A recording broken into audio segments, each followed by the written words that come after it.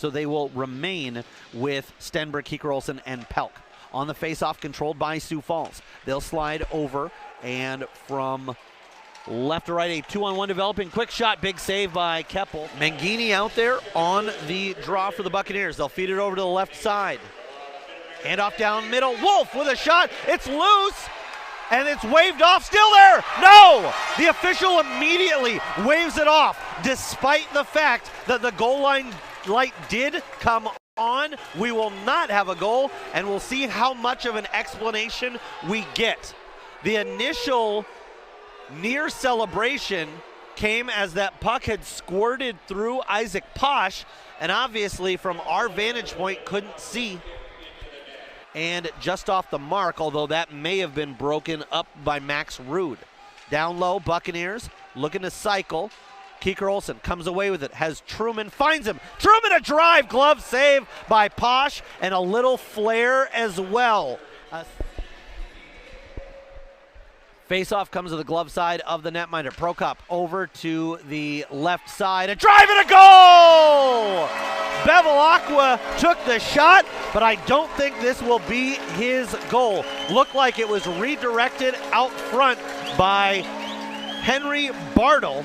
And if that's indeed the case, it'll be his first USHL goal.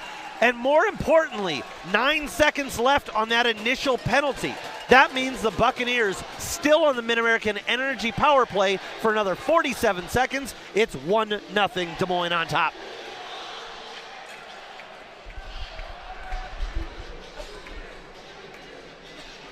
With Latch coming onto the ice, heads up play, make sure to not to touch it, because that would have been too many men on the ice. Coming back is Ramsey. They'll say, however, he either touched it or had the ability to when he went in for a stick lift, and then a goal scored by Jack Smith. The St. Cloud, Minnesota native had the first goal for the Stampede last night. He does so again. It is his second goal on the season, and the Stampede get even, one apiece.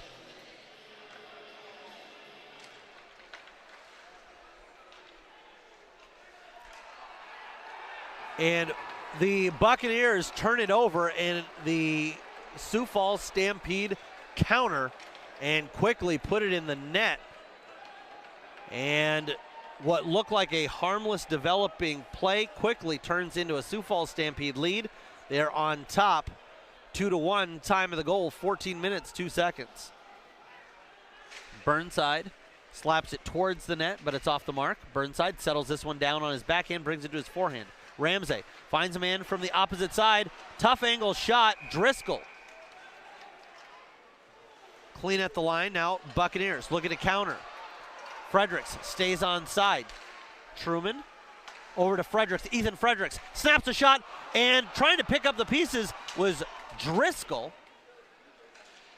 Pink jerseys, former ones worn by Des Moines Buccaneers, won by the fans tonight. Big save, as somehow lost in the shuffle there was Fredericks. Perhaps a little bit of fire here to help guide on the boys. There's a shot blocked. Now coming back, cutting in all alone, and trying to go 5-hole.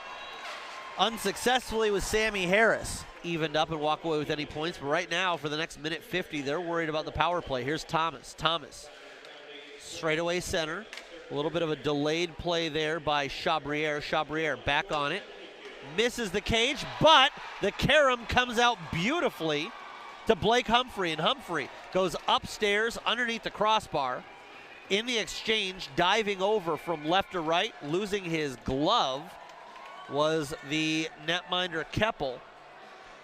And those lively boards end up coming to the benefit of Sioux Falls Stampede.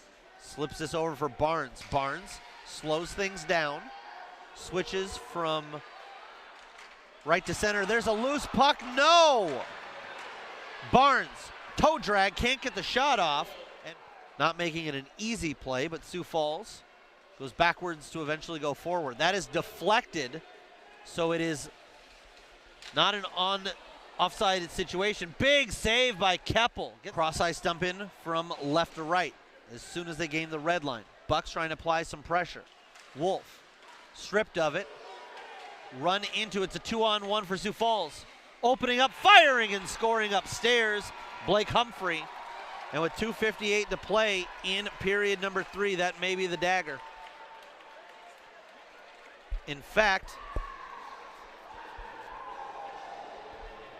some impatient Bucks fans perhaps looking to get their Halloween festivities underway early, start to head to the exits. Should point out that last night Colgate had a 5-0 lead against Western Michigan. Western Michigan came back to win that game 6-5 in regulation. The issue was they started their comeback well earlier than 3 minutes left. There's an opportunity out front. Mangini denied twice in tight. 10 seconds left in the game, and the Sioux Falls Stampede come away with a road sweep here at Buccaneer Arena, as that shot never gets through. And this is going to light up both sides, as shooting after the whistle was Jackson Dorrington, and now a melee ensues at Buccaneer logo, as this is going to ignite the fans, but not the way we'd wanted. Getting into it, Stenberg.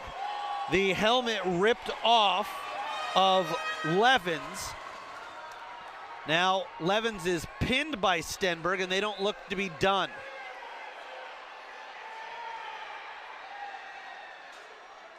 They're still going at it. Tough to see the participants now as they're surrounded by a sea of bodies in both black and white. And the officials, I think we're going to forego the handshake line. That looks to be the initial indication from the officials. I think the Sioux Falls Stampede squad are just going to head to the locker room with 4 points in the bank.